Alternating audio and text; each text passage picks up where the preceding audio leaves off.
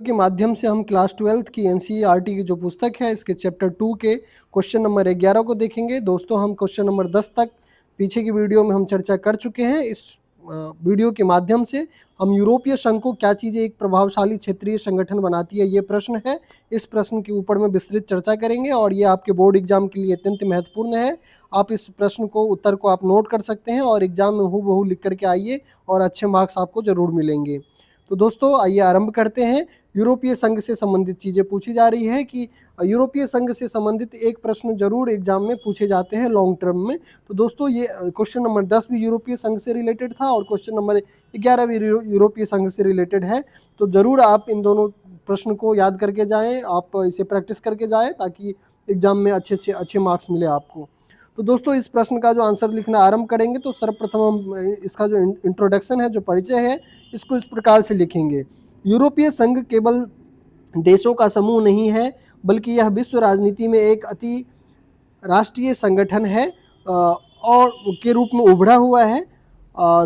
द्वितीय विश्व युद्ध की विभीषिका के बाद यूरोप के देशों ने अपनी अर्थव्यवस्था और शांति को बहाल करने के लिए आपसी सहयोग की शुरुआत की, जो कि 1992 में मास्ट्रिक्ट संधि के माध्यम से यूरोपीय संघ के रूप में पूर्णतः स्थापित हुई। दोस्तों इनके मध्य सहयोग का जो स्थापना है वो 1948 में जब मार्शल योजना के तहत अमेरिका ने जो मदद पहुंचाना आरंभ किया था यूरोपीय देशों को, यहीं से आरंभ माना जाता है।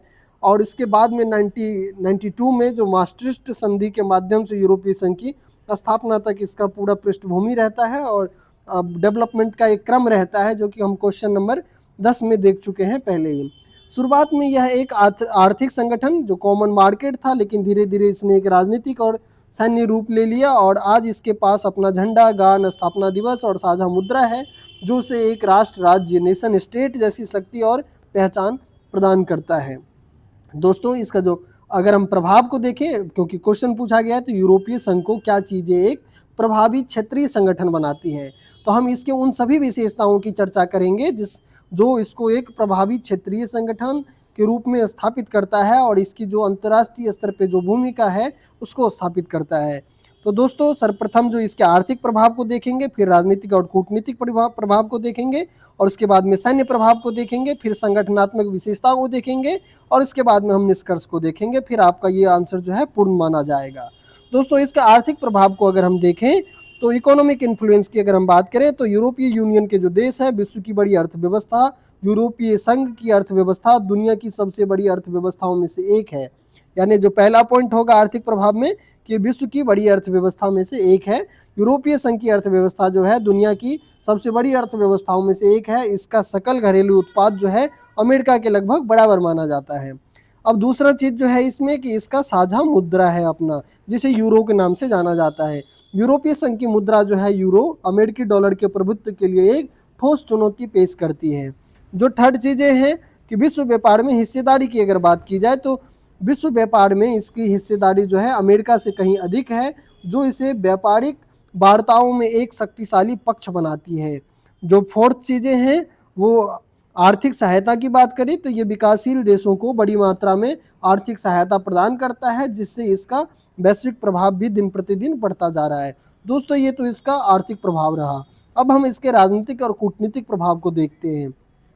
राजनीतिक और कूटनीतिक प्रभाव को अगर देखें तो सर्वप्रथम तो ये है कि यूएनएससी में उपस्थिति। यूरोपीय संघ का एक सदस्य राष्ट्र फ्रांस संयुक्त राष्ट्र सुरक्षा परिषद का अस्थायी सदस्य है। इसके कई अन्य सदस्य सुरक्षा परिषद के अस्थायी सदस्यों में शामिल रहते हैं। अंतर्राष्ट्रीय कूटनीति की अगर बात करें तो अपनी कूटनीतिक शक्ति के कारण जो ईयू है, यूरोपीय यूनियन है, अमेरिका सहित अन्य देशों की नीतियों को प्रभावित करने में सक्षम रखता है और क्षमता रखता है। और उदाहरण के लिए अगर हम देखें तो ईरान के परमाणु कार्यक्रम और पर्यावरण के मुद्दों पर यूरोपीय यूनियन की भूमिका महत्वपूर्ण रही है। जो फोर्थ चीज़ें हैं वो लोकतंत्र और मानवाधिकार को लेकर के हैं। यह संगठन अपने सदस्य देश और पड़ोसी देशों में लोकतंत्र और मानवाधिकारों को बढ़ावा देने के लिए सॉफ्ट पावर के रूप में कार्य करता है। अब हम इसके सैन्य प्रभाव को देखते हैं, फिर संगठनात्मक प्रभाव को देखेंगे।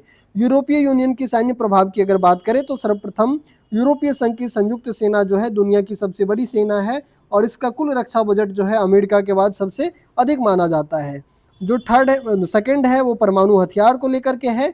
इसके सदस्य देश फ्रांस के पास जो है वो परमाणु हथियार है, इसकी सुरक्षात्मक और रणनीतिक स्थिति को मजबूत करता है। जो थर्ड चीज़ें हैं वो अंतरिक्ष और संचार प्रौद्योगिकी को लेकर के है। अंतरिक्ष विज्ञान और संचार तकनीक के मामले में भी यूरोपीय संघ दुनिया में दूसरे स्थान पे है। अगर हम देखें जो फोर्थ पॉइंट है अपना संगठनात्मक विशेषता की अगर हम बात करें तो पहली जो चीज़ें हैं कि इनका साझा पहचान है। यूरोपीय संघ का अपना झंडा है, अपना गान है, अपना स्थापना दिवस है और साझा मुद्रा भी अपना रखा है इन्होंने। ये प्रतीक इसे राज्य जैसे स्वरूप प्रदान करने का कार्य करता है। जो सेकंड चीज़ें हैं इसमें कि साझा नीति है, इनके सदस्य देशों की अपनी स्वतंत्र विदेश नीति है। रक्षा नीतियां होने के बावजूद कई महत्वपूर्ण अंतर्राष्ट्रीय मुद्दों पर ईयू एक साझा नीति अपनाता है। अब अगर हम इस प्रश्न के निष्कर्ष को देखें तो हालांकि सदस्य देशों की अपनी स्वतंत्र नीतियां कभी कभी आपसी मतभेद पैदा करती है, जैसे कि ब्रेग्जिट के माध्यम से ब्रिटेन अपने आप को अलग कर लिया था यूरोपीय यूनियन से।